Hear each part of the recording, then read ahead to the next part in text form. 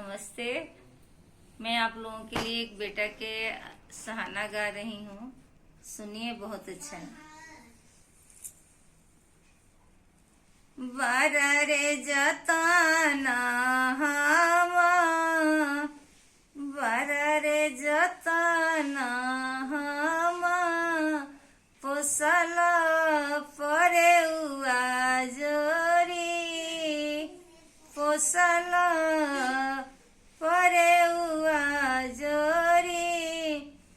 अरे माई से हरे परे उआ उरी, गईले तउरी, पिंजरा मोरा सुन भइले।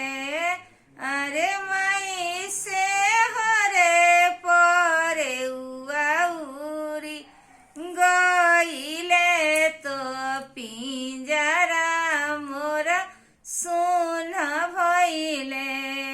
बाट रे बटोहिया की तू मोरो भैया।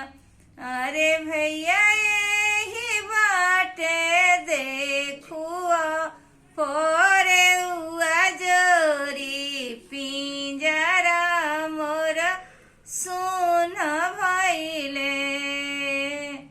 देखुआ में देखुआ राजा जी के बगिया।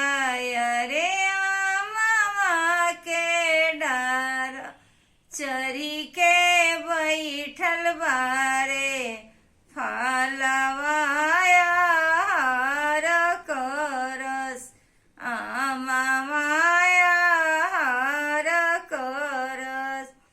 बरा रे जतन हम पोसल कवन दुल्हा, पोसल कवन दुल्हा।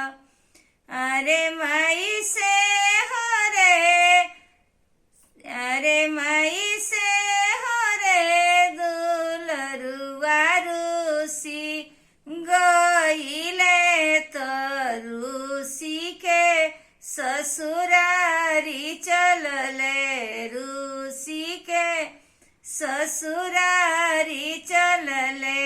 बांस हरे मोरा सुन भइले, बांस हरे मोरा सुन भइले। बाट रे बटोहिया की तू मोरा भैया, की तू मोरा भैया।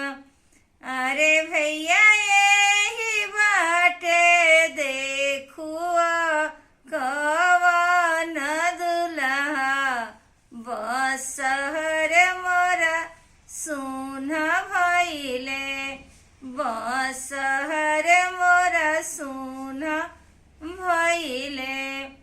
देखुआ में देखुआ कवन सरवा के मारवा, कवन सुभवा के कोहबर।